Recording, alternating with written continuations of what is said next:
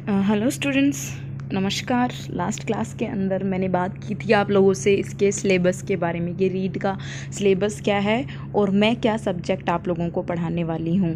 ठीक है, तो लास्ट क्लास में हमारी ये बातचीत हो चुकी है। मैंने बताया है कि आप लोगों को मैं जनरल साइंस पढ़ाऊँगी और जनरल साइंस में मैं सारे टॉपिक आप लोगों को कवर करवाने वाली हूँ।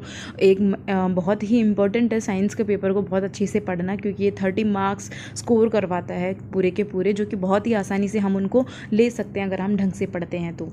ठीक है, तो यहाँ पे जो सबसे पहले मैं इन शॉर्ट चलना चाहूँ, बहुत जल्दी में चलना चाहूँ तो, क्योंकि अब हम बहुत ज़्यादा टाइम वेस्ट भी नहीं करना चाहते, तो मैं यहाँ पे बता देती हूँ कि जो आज मैं फर्स्ट यूनिट बायोलॉजी के उसका मैं फर्स्ट चैप्टर लेके आई हूँ, सूक्ष्म जीव यानी माइक्रो ऑर्गेनिजम्स। यानी सूक्ष्म जीव क्या होते हैं, वो किस तरीके से फंक्शनिंग करते हैं, क्या उनकी लाइफ साइकिल होती है और वो किस तरीके से हमारे लिए लाभकारी होते हैं, हानिकारी होते हैं। वो लाभकारी होते हैं तो किस में होते हैं, हानिकारी हैं तो वो क्यों होते हैं हानिकारी, और वो किस तरीके से हमारी लाइफ को प्रभावित करते हैं। ठीक है, उसके बाद में मैं बता दूँगी इसके अंदर कि कितने प्रकार के होते हैं। ठीक है, और इनके किस तरीके से ये महत्वपूर्ण है और किस तरीके से महत्वपूर्ण नहीं है। तो यहाँ पे सबसे पहला जो टॉपिक है सूक्ष्म जीव के बारे में है कि सूक्ष्म जीव क्या होते हैं। ठीक है, तो माइक्रो ऑर्गेनिजम्स क्या होते हैं।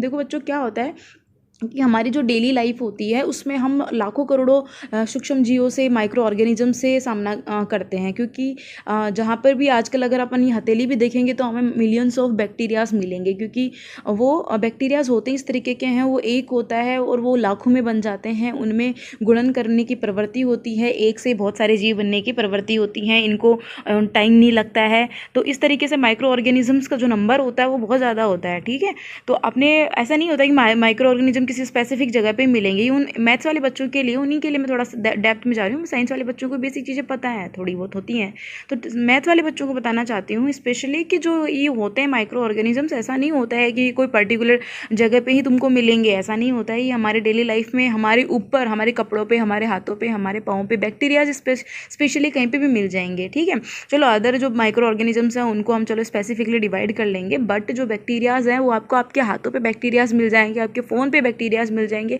सब जगह बैक्टीरियाज प्रेजेंट है, यानी जीवाणु प्रेजेंट है। ठीक है, ऐसे वायरसेस होते हैं। तो वायरसेस का तो एक मेन केस जो आजकल चल रहा है, बहुत ही जिसकी वजह से हम सबकी कंडीशन बहुत ही ख़राब हो गई है, वो है कोविड-19। कोविड-19 भी तो एक वायरस ही है, एक विषाणु है, एक माइक्रो ऑर्गेनिज्म ही है। तो वो किस तरीके से फैल रहा है, कैसे नहीं फैल रहा है, वो तो आजकल बेसिक चल रहा है। ठीक है, और उसी से सेफ बचने के लिए हम सारे घरों में भी बैठे हैं। तो हम इन्हीं माइक्रो ऑर्गेनिजम्स के बारे में बात करने वाले हैं, इन्हीं वायरसेस के बारे में बात करने वाले हैं कि ये इतने खतरनाक क्यों हैं। अगर अब मैं इनमें दो बातें मैंने बोल दी कि लाभकारी भी होते हैं और हानिकारी भी होते हैं, तो ये डिफरेंस भी हम यहाँ पे कर लेंगे कि कौन से हमारे लिए लाभकारी हैं और कौन से हमारे लिए हानिकारी भी हैं।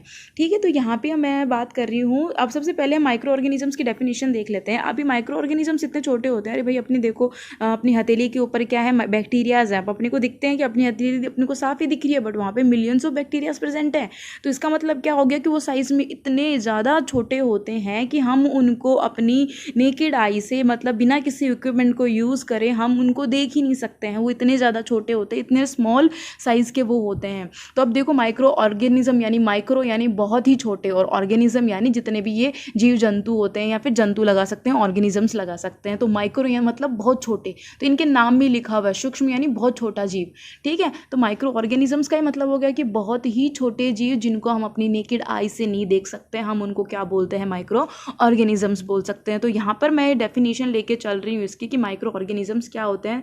तो यहाँ पे देखो कि यहाँ पे वे जीव जो मनुष्य क्या नहीं कर सकता, नेकेड आई से यानी नग्न आंखों से नहीं देख सकते, उनको हम क्या बोलते हैं, सूक्ष्म जीव बोलते हैं, यानी माइक्रो ऑर्गेनिज्म बोलते हैं। तो ये तो समझ ही लेना है कि माइक्रो ऑर्गेनिज्म साइज में बहुत ही छोटे होते हैं। ठीक है, बहुत ही ज़्यादा छोटे, जिनको हमें देखने के लिए किसी भी एक इक्विपमेंट की ज़रूरत पड़ती है, किसी माइक्रोस्कोप की ज़रूरत पड़ेगी, या फिर हमें किसी जैसे स्पेक्स वगैरह होते हैं, स्पेसिफिकली जो लेंसेज लग करके बने हुए होते हैं। ठीक है, जैसे आवर्धित लेंस होता है, उस तरीके की चीज़ें हम यूज़ में करते हैं माइक्रो ऑर्गेनिजम्स को देखने के लिए। तो मैंने इसके एग्जाम्पल लिए हुए हैं, वायरस लिया हुआ है, बैक्टीरिया लिया हुआ है, फंगाई लिया हुआ है। तो यहाँ पे मैंने आप लोगों को बेसिक नॉलेज के लिए एक डेफिनेशन दी है कि माइक्रो ऑर्गेनिज्म बहुत छोटे होते हैं और उनको देखने के लिए हम उनको अपनी नेकेड आई से नहीं देख सकते, हमें किसी स्पेसिफिक इक्विपमेंट की ज़रूरत पड़ती है। तो इसके एग्जाम्पल्स में बता दूँ तो क्या क्या हो सकते हैं, विषाणु हो सकता है, जीवाणु हो सकता है और कवक हो सकता है। ऐसे साइड में मैंने उसके एक डायग्राम दे रखे हैं, बहुत सारी फोटोज़ मैंने यहाँ पे लगाई हैं। तो एक मेरा रीज़न पीपीटी बना करके करवाने का ये भी है कि मैं इसमें आप लोगों को वायरसेस की फ़ोटोज़ दिखा सकती हूँ, पिक्चर्स दिखा सकती हूँ, ठीक है। तो बाकी की क्लासेस तो अपनी बोर्ड पे ही चलेंगी, बट जब तक ये होता है तब तक मैं करूँ। तो यहाँ पर देखो, यहाँ पे सारी जितनी भी 4 अलग अलग तरीके की फ़ोटोज़ है, तो ये ऐसा नहीं है कि एक ही बैक्टीरिया, ये अलग अलग तरीके के माइक्रो ऑर्गेनिजम्स हैं ये सारे, जिनके बारे में अभी हम डिटेल पढ़ने वाले हैं, ठीक है। तो यहाँ पर हो गई बात माइक्रो ऑर्गेनिज्म की और उनकी डेफिनेशन की हो गई, और उनके हमने 3 एग्जाम्पल देख लिए, ठीक है। तो अब हम देखते हैं सेकंड स्लाइड के अंदर कि हम क्या करते हैं कि इन्हें देखने के लिए सूक्ष्मदर्शी यंत्र की आवश्यकता पड़ती है। अभी मैंने बताया था कि बहुत ज़्यादा छोटे होते हैं और हमें किसी एड ऑन इक्विपमेंट की ज़रूरत पड़ती है, हमें कुछ एक्स्ट्रा इक्विपमेंट की ज़रूरत पड़ रही है। तो एक्स्ट्रा इक्विपमेंट क्या हो सकता है? या तो माइक्रोस्कोप हो सकता है, या फिर क्या हो सकता है, आवर्धित लेंस, जो कि हाथ में पकड़ करके देखने का होता है ना, एक लेंस होता है, उससे हम देख सकते हैं। तो यहाँ पे जो सबसे अच्छा इक्विपमेंट लैब्स में यूज़ किया जाता है वो होता है माइक्रोस्कोप। तो इन्हें देखने के लिए हमें सूक्ष्मदर्शी का उपयोग करते हैं। हम किसका उपयोग करेंगे? यहाँ पर माइक्रोस्कोप की आवश्यकता पड़ेगी, हमें माइक्रोस्कोप का हम यूज़ करेंगे। उसके बाद में सूक्ष्मदर्शी यंत्र यानी माइक्रोस्कोप ऐसा उपकरण है जिसकी सहायता से सूक्ष्म जीवों को आसानी से देखा जा सकता है, इसे सूक्ष्मदर्शी यंत्र कहते हैं। तो कई बार तुम्हें ये भी पता होना चाहिए कि माइक्रोस्कोप होती क्या है। तो कई बात बोल देते हो कि माइक्रोस्कोप से माइक्रो ऑर्गेनिजम्स को देखा जाता है, बट क्यों देखा जाता है इसका भी तुम्हें रीज़न पता होना चाहिए कि माइक्रोस्कोप के अंदर लेंसेज प्रेजेंट होते हैं और वो बहुत छोटे छोटे जीवों को देखने में हमारी मदद करते हैं। तो ऐसा उपकरण जिसकी सहायता से सूक्ष्म जीवों को आसानी से देखा जा सकता है क्या होते हैं? सूक्ष्मदर्शी यंत्र होते हैं। उसके बाद में मैंने माइक्रोबायोलॉजी के बारे में लिखा हुआ है कि माइक्रोबायोलॉजी एक्चुअली होती क्या है। बहुत बार पूछ लिया जाता है कि माइक्रोबायोलॉजी क्या है या सूक्ष्मजीवी किससे रिलेटेड है। तो यहाँ पे इसीलिए मैंने बहुत सारे एग्जाम्स के क्वेश्चंस देखे थे इसके अंदर, इसी के बाद मैंने इसको ऐड किया यहाँ पर कि सूक्ष्मजीवी की क्या होती है, माइक्रोबायोलॉजी क्या होती है। तो जहाँ पे सूक्ष्म जीवों का अध्ययन किया जाता है, जिस साइंस की ब्रांच के अंदर सूक्ष्म जीवों का अध्ययन किया जाता है, हम उसको क्या बोलते हैं? सूक्ष्मजीवी बोलते हैं। तो यहाँ पे हम सूक्ष्मजीवी किसको बोलते हैं? जिसमें सूक्ष्म जीवों का अध्ययन किया जाता है, हम उसको क्या बोल देंगे? माइक्रोबायोलॉजी, ठीक है। इतना हो गया होगा, बहुत ही बेसिक बता रही हूँ, अभी कोई बहुत ज़्यादा अभी रॉकेट साइंस तो आई नहीं है, यहाँ पे बहुत बेसिक यूज़ कर आई हैं सारी चीज़ें। तो यहाँ पे देखो माइक्रोस्कोप का मैंने फोटो लगाया है, माइक्रोस्कोप देख सकते हो, ऐसे माइक्रोस्कोप होती है जिसके अंदर हम वायरसेस, बैक्टीरिया, सब चीज़ों को देख सकते हैं, ठीक है। उसके बाद हम बात करते हैं वैज्ञानिक फ्रांस के एक वैज्ञानिक थे लुईस पास्चर, ठीक है। लुईस पास्चर आया था 1876 में। उन्होंने एक फर्मेंटेशन की क्रिया की थी, जिसके फर्मेंटेशन की क्रिया के बारे में बताया था। ये जो भी फर्मेंटेशन की क्रिया होती है वो किसके द्वारा होती है? जीवाणु के द्वारा होती है। इसीलिए इन वैज्ञानिकों किसको? लुईस पास्चर को सूक्ष्म जीव विज्ञान यानी माइक्रोबायोलॉजी का जनक कहा जाता है, यानी फादर ऑफ माइक्रोबायोलॉजी किसको कहा जाता है? लुई पास्चर को। यानी अब ये क्वेश्चन आ जाता है कि who is the father of microbiology, तो हम क्या बोल सकते हैं? लुईस पास्चर, यानी सूक्ष्म जीव विज्ञान का जनक कौन है? तो कौन होते हैं? Louis Pasteur. 1876 में इन्होंने फर्मेंटेशन की क्रिया के बारे में बताया था, इसीलिए हम इनको क्या बोलते हैं? Father of microbiology. ये भी क्वेश्चन पूछा गया है, इसीलिए मैंने ये टॉपिक ऐड किया है। उसके बाद में रॉबर्ट कोच आते हैं। रॉबर्ट कोच को हम बोलते हैं फादर ऑफ मॉडर्न बैक्टीरियोलॉजी, यानी जो आधुनिक जीवाणु विज्ञान है उसका जनक किसको बोला जाता है? रॉबर्ट कोच को। ये एक तीसरा चौथा क्वेश्चन हो गया, ठीक है। सबसे पहले हमने बात कर ली सूक्ष्म जीव क्या होते हैं, फिर उसके हमने 2-3 एग्जाम्पल देख लिए। उसके बाद हमने देख लिया कि माइक्रो ऑर्गेनिज्म जितने भी होते हैं उनको माइक्रोस्कोप की हेल्प से ही देख सकते हैं। उसके बाद में हमने देख लिया कि ये वैज्ञानिक आए हैं लुई पास्चर। उसके बाद में कौन आए? रॉबर्ट कोच, जिनको बोलते हैं फादर ऑफ मॉडर्न बैक्टीरियोलॉजी, और लुई पास्चर को बोलते हैं फादर ऑफ माइक्रोबायोलॉजी, ओके। और ऐसे हमने यहाँ पर माइक्रोबायोलॉजी के बारे में जाना कि माइक्रोबायोलॉजी क्या होती है। माइक्रोबायोलॉजी के अंदर हम माइक्रो ऑर्गेनिजम्स की क्या करते हैं? स्टडी करते हैं, उसको हम क्या बोलते हैं? माइक्रोबायोलॉजी को बोलते हैं, ओके। तो ये बहुत अच्छी चीज़ें, इंपॉर्टेंट चीज़ें हैं, तो प्लीज़ इनको इग्नोर मत करना, बिल्कुल इन पर ध्यान देना, ठीक है। यहाँ पर जो भी है लुईस पास्चर है, इसको लेना सीरियसली। रॉबर्ट कोच है, ठीक है। उसके बाद में हम बात करते हैं आगे। तो उसके बाद में हम बातें करेंगे कि हम नेक्स्ट स्लाइड में देखते हैं कि सूक्ष्म जीवों के प्रकार। मैंने आगे लिया हुआ टाइप ऑफ माइक्रो ऑर्गेनिज्म, यानी सूक्ष्म जीवों के प्रकार क्या हैं। सूक्ष्म जीवों को हमने मुख्य रूप से कितने 6 टाइप्स के अंदर डिवाइड कर रखा है। देखो बच्चों, थोड़ी स्लाइड मैंने बनाई हुई है, इसमें रिकॉर्डिंग में थोड़ी सी दिक्कत हो रही है, वो ये लास्ट वीडियो है। इसके बाद मैं कोशिश करूँगी कि इस तरीके की प्रॉब्लम्स ना हो, ठीक है। तो यहाँ पर एक बार थोड़ा सा हैंडल कर लेंगे, बट नेक्स्ट टाइम से मैं ये वीडियोज़ बोर्ड पर ही बनाऊंगी ताकि ये रिकॉर्डिंग की दिक्कत ना आए, ठीक है।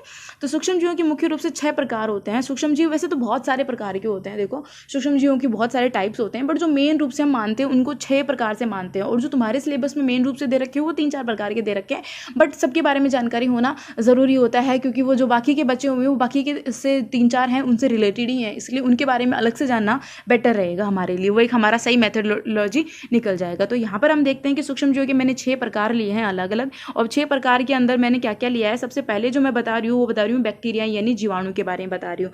अब जो बैक्टीरिया यानी जीवाणु होते हैं वो कौन होते हैं? जीवाणु या बैक्टीरिया क्या होते हैं? ये प्रोकैरियोटिक एक कोशिकीय शेल्स होती हैं। क्या होती है? एक प्रोकैरियोटिक होती हैं, एक कोशिकीय होती है। एक कोशिकीय का क्या मतलब होता है कि इनके अंदर जो केंद्रक प्रेजेंट होता है। प्रोकैरियोट का देख लो सबसे पहले, तो एक तो इनमें प्रोकैरियोट का मतलब होता है कि इनमें एक ही केंद्रक प्रेजेंट है, एक कोशिकीय का मतलब एक ही केंद्रक प्रेजेंट है, ठीक है। अब प्रोकैरियोटिक का मतलब देखेंगे कि इसमें एक ही केंद्रक प्रेजेंट है और उसके चारों तरफ क्या प्रेजेंट नहीं है? केंद्रक झिल्ली। मैंने बोल दिया कि मान लो ये एक केंद्रक प्रेजेंट है, ठीक है, बट अब इसकी तरफ क्या है? केंद्रक झिल्ली प्रेजेंट नहीं है। तो वो कौन होते हैं? एक कोशिकीय। और वो कौन होते हैं? प्रोकैरियोटिक। क्योंकि सेल्स दो तरीके की होती हैं, प्रोकैरियोटिक और यूकैरियोटिक। तो अब यहाँ पे जितने भी माइक्रो ऑर्गेनिजम्स होते हैं वो सारे प्रोकैरियोटिक तरीके के होते हैं। तो प्रोकैरियोटिक कौन होते हैं? जिनके केंद्र के चारों तरफ केंद्रक झिल्ली नहीं होती है वो होते हैं प्रोकैरियोटिक। और एक कोशिकीय कौन होते हैं? जिनके अंदर एक ही केंद्रक प्रेजेंट होता है वो होता है एक कोशिकीय। यानी जीवाणु यहाँ पर क्या है? प्रोकैरियोटिक भी है और एक कोशिकीय भी है। अब जीवाणु का सबसे अच्छा हम एग्जाम्पल लेंगे तो क्या हो जाएगा? लैक्टोबैसिलस हो जाएगा, जिससे हम दूध से दही का निर्माण करते हैं। वो कौन है? लैक्टोबैसिलस जीवाणु है, समझ गए। तो लैक्टोबैसिलस क्या करता है यहाँ पर? तो वो एक बैक्टीरिया की तरह काम करता है और अपने नंबर्स को इंक्रीज करता है और दूध से दही को जमा देता है। उसके बाद हम जो नेक्स्ट बात करने वाले हैं वो कवक के बारे में बात करने वाले हैं। अब कवक क्या है यहाँ पर?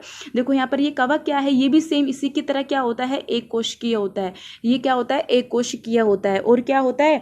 ये बहुकोशिकीय भी होता है। जैसे जीवाणु ओनली एक कोशिकीय था, वैसे ही कवक क्या है? एक कोशिकीय भी है और बहुकोशिकीय भी है। अब जैसे इसका एग्जांपल मैं बताऊं, जैसे हमारे घर में क्या होती है? ब्रेड होती है। ब्रेड के ऊपर क्या आ जाती है? एक फंगस आ जाती है ना, ग्रीन कलर की। तो वो क्या होती है? वो फंगस या फफूंद आना ही क्या है? यहाँ पर वो कवक ही है। तो यहाँ पे जो कोई भी चीज होती है, जैसे अपना अचार के ऊपर व्हाइट कलर की एक फंगस आ जाती है, तो वो क्या होती है? यहाँ पर कवक है, वो एक फंगाई है, ठीक है। वो क्या सारी चीजें क्या होती है? एक कोशिकीय होती है, बहुकोशिकीय होती है। तो इनमें एक केंद्रक प्रेजेंट है, एक से ज्यादा भी केंद्रक इनमें प्रेजेंट हो सकते हैं, ठीक है। तो ये क्या होते हैं? एक कोशिकीय होते हैं और ये एक कोशिकीय बहुकोशिकीय होते हैं, ठीक है।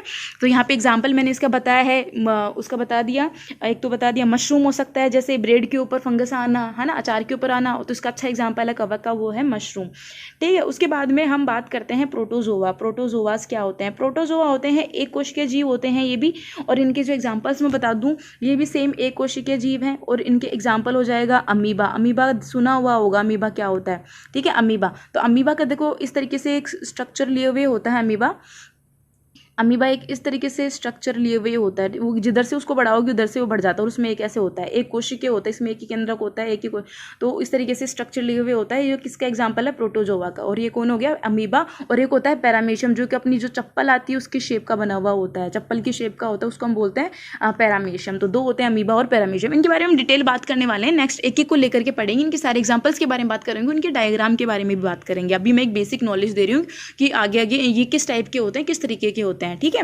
उसके बाद में हम तीसरे नंबर पे बात करते हैं शैवाल यानी एल्गी। एल्गी क्या होती है? जैसे अपने होती हैं नदियां होती हैं, पोखर होते हैं, तालाब होते हैं, उनका पानी किस तरीके का होता है? ग्रीन कलर का होता है ना। और बहुत सारे समुद्र का पानी होता है, नीले कलर का होता है। तो वो किसकी वजह से होता है? वो एल्गी की वजह से होता है। यानी इनको हम क्या बोलते हैं? नीलहरित शैवाल बोलते हैं, एल्गी बोलते हैं। तो नीलहरित शैवाल इसका एक एग्जाम्पल हो गया। जैसे क्लेमाइडोमोनास हो गया, क्लेरोला हो गया, ठीक। तो ये सब क्या है? इसके एग्जाम्पल हो गया। यानी क्लेमाइडोमोनास, क्लोरेला और ब्लू ग्रीन एल्गी। अभी भी 3 बेसिक एग्जाम्पल, मतलब जीवाणु का मैंने बता दिया था कि बैक्टीरियाज में जैसे लैक्टोबैसिलस हो गया, ठीक है। कवक फंगाई के अंदर मैंने बता दिया था आपको, जैसे कि मशरूम हो गया। प्रोटोजोआ के अंदर मैंने बता दिया कि अमीबा और पैरामीशियम हो गए। शैवाल के अंदर मैंने बता दिया कि क्लेमाइडोमोनास हो गया, क्लोरेला हो गया, या फिर ब्लू ग्रीन एल्गी हो गया, यानी नीलहरी शैवाल हो गया। उसके बाद हम बात करते हैं विषाणु की, जो कि इसके बारे में क्या ही बात करना। आजकल जो सबसे ज़्यादा फैला हुआ है वो कौन है? विषाणु ही है, जिसने पूरी तबाही मचाई हुई है पूरी विश्व के अंदर। तो यहाँ पे विषाणु है, ये सबसे हानिकारक होता है, ठीक है। ये फैलता है, इनका नंबर 1 होता है, बट ये बढ़ करके बहुत ज़्यादा होता है। और ये पहले जब बाहर होता है तो क्या मृत अवस्था में होता है। जब ये कहीं पे भी, मतलब जैसे आजकल कोविड-19 के तुम्हें लक्षण बताए जाते हैं कि वायरस 2 दिन में खत्म हो जाता है, 1-2 दिन में खत्म हो जाता है, सैनिटाइज करो खत्म हो जाएगा। तो ये क्या होता है? जब बाहर होता है तो निर्जीव अवस्था में पड़ा हुआ होता है, बट जब ये किसी सजीव की बॉडी के अंदर प्रेजेंट एंट्री करता है तो क्या होता है? ये उसमें जीवित हो जाता है और फिर ग्रोथ करने लगता है। इसीलिए वायरस जब तक बाहर है तब तक हम उसको खत्म कर सकते हैं, क्योंकि ये वहाँ पर निर्जीव अवस्था में प्रेजेंट है। जैसे किसी सजीव की बॉडी में जाएगा और ये वहाँ पर ग्रोथ करना क्या कर देगा, स्टार्ट कर देगा। तो विषाणु का तो एग्जाम्पल HIV का हम ले सकते हैं, दूसरा COVID-19 का ले सकते हैं, ठीक है। उसके बाद में हम बात करते हैं माइकोप्लाज्मा की। तो माइकोप्लाज्मास क्या होते हैं, इनके बारे में हम देख लेते हैं। माइकोप्लाज्मास सबसे छोटी कोशिका होती है। माइकोप्लाज्मा अपने आप में क्या होती है, अगर कोई क्वेश्चन आता है कि सबसे छोटी कोशिका कौन होती है तो हम बोल सकते हैं माइकोप्लाज्मा। माइकोप्लाज्मास क्या होते हैं, सबसे छोटी कोशिका, यानी सबसे छोटी कोशिका अगर कोई होता है तो वो कौन होती है, माइकोप्लाज्मास ये होते हैं, ठीक है। उसके बाद में हम बोल सकते हैं कि सबसे छोटी कोशिका होती है और ये जितने भी क्या होते हैं ये बहुरूपिया होते हैं। जैसे सजीव होते हैं ना, प्लांट्स होते हैं, उनके तरह क्या होते हैं ये बहुरूपिया भी होते हैं, यानी पादप जगत में इनको बहुरूपिया के रूप में भी जाना जाता है। तो क्वेश्चन आ सकता है कि बायोलॉजी के अंदर मतलब बॉटनी के अंदर बहुरूपिया किसको बोला जाता है, तो हम किसको बोल सकते हैं, बहुरूपिया माइकोप्लाज्मा के को बोल सकते हैं। इन सब चीज़ों के बारे में मैं आपको आगे की क्लास में डिटेल बताने वाली हूँ। अभी तक हम इतना ही करते हैं कि सूक्ष्म जीव क्या होते हैं और इनके जितने भी मॉडर्न फादर कौन है, इनके पुराने फादर कौन थे इनके माइक्रोबायोलॉजी के, और सूक्ष्म जीवों के क्या प्रकार हैं, कैसे कैसे इनके एग्जाम्पल्स हैं, उनको कैसे कैसे हम क्लासीफाई कर सकते हैं। अब इतना इस वीडियो तक हम इतना ही देखते हैं, ठीक है। आई होप कि वीडियो आपको समझ में आएगी और अच्छी भी लगेगी। आगे नेक्स्ट वीडियो में लेके आऊँगी मैं बैक्टीरियाज के ऊपर, यानी जीवाणु के ऊपर, जिसके अंदर हम इसके बारे में डिटेल स्टडी करने वाले हैं। बैक्टीरियाज क्या होता है, कितने टाइप के होते हैं, किस तरीके से इनमें किस तरीके के इसमें एग्जाम्पल देखने को मिलते हैं। Okay, thank you.